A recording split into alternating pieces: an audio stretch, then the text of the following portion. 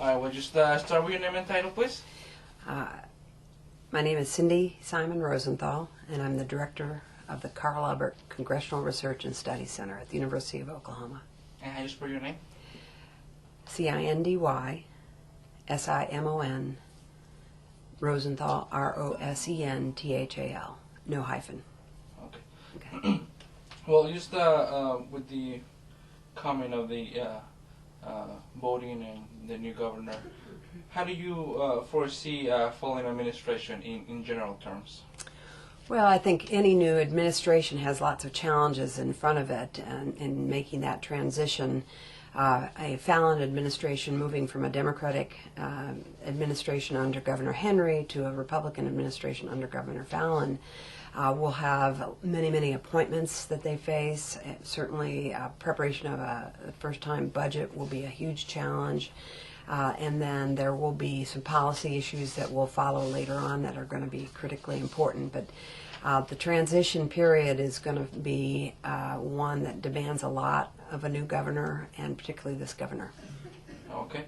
This is a statement from Mary Fallin. Mm-hmm. If you can read it, and then I'll ask you the question.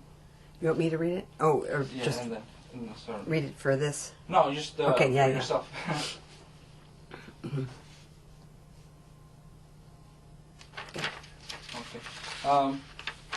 Now with the budget shortfalls and money not coming back again, like that of the rainy day fund and the stimulus money, how could she manage lowering taxes to attract business?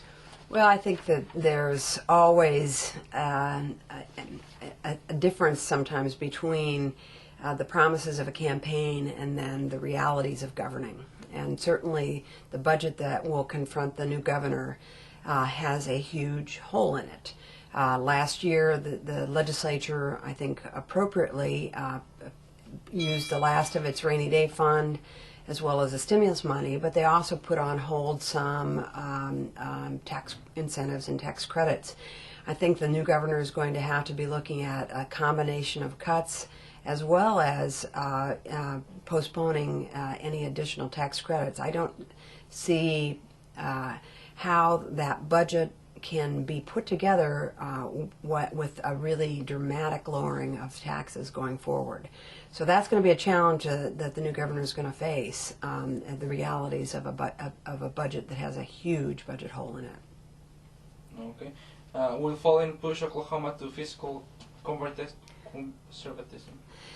Well, Oklahoma is a fiscally conservative state. There's no question about it. And we have to live within our means. Our Constitution requires a balanced budget. The reality is that Oklahoma has low taxes. It does have low business taxes and low personal income taxes, low property taxes. So the challenge is, how do we provide good programs and a well-qualified labor force that really attracts new employers to the state? So I think that the key to a successful economic development program for a new governor is not going to be just in terms of taxes, but really is going to be in terms of creating a business climate and providing for a high-quality workforce. Will we have a balanced budget once the crisis is over? Well, we have to. I mean, the legislature must pass a balanced budget. So there's no question that there will be a balanced budget. The unknown is how that will fall out in terms of what programs are cut, which programs take larger cuts than other programs, and how do we maintain some of the things that are really essential services like public safety, education, and those sorts of things. Will a Fallin administration move to have less restrictions on businesses' practices by reforming the workers' compensation or the LASU laws in the state?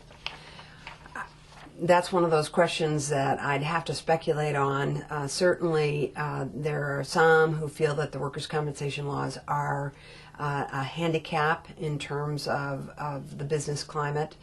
Again, I think that's only one element of what makes the state attractive to new employers. I think that the new governor will probably look at a whole array of issues, including workers' compensation. In your view, would a Fallin administration be able to lower taxes, cut spending, balance the budget, and or keep needed social services? I think it's very, very difficult, whether you're talking about the state level or the federal level, or for that matter at the local level, to assume that that you can cut taxes and cut services and still provide for some of the things that are essential in our communities and in our state. So I think there's some tough choices ahead.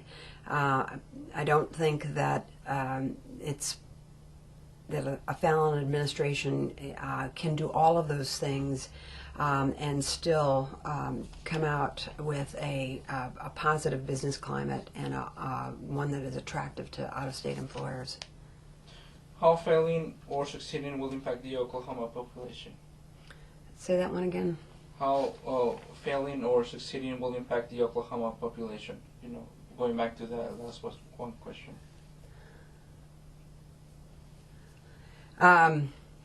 Well, again, I think quality of life is a key issue that the new governor will have to address, and the putting together the pieces that patch that budget hole, as well as continue to provide for a quality workforce and some essential and a basic safety net, will be a challenge. And you know, my crystal ball is not clear enough to be able to say what failure might mean for our state.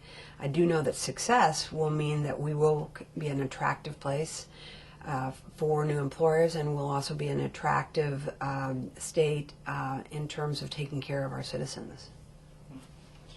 If Mary Fallin has huge majorities in the state Senate and Congress, in your view, will she be likely to go for a exclusively ideological agenda? Will she adopt a more moderate stance on issues? I think that Governor Fallin would obviously have to work with with majorities in the legislature, some of which may have more conservative views than her own views, some which may have more moderate views than her own views. That's the challenge that any governor faces, that you work with the array of individuals. Again, I don't know. I would simply be speculating of whether or not there's some more ideological issues might be at the forefront. I don't see in this particular climate that the budget gets displaced as the most important issue that the state will have to deal with, and that's just going to be a tough challenge for the new governor. Will she move to toughen the state immigration laws?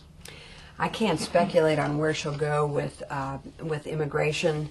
Certainly, there are very strong advocates in the legislature for tougher immigration laws. My assumption is that she would sign such a law if it came to her. Again, I don't know whether that is going to be her top priority. She's got to stay focused on the budget. Will she move to toughen her political discourse on same-sex marriage, Muslims, abortion? Again, my answer would be the same as with immigration. There likely will be advocates for some of those issues in the legislature.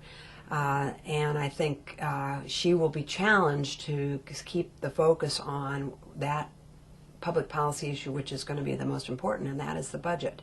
I think these other issues, while they will have their advocates and there may be legislation that comes to her desk, her challenge is at the end of the day, she'll be judged on how she handles the budget.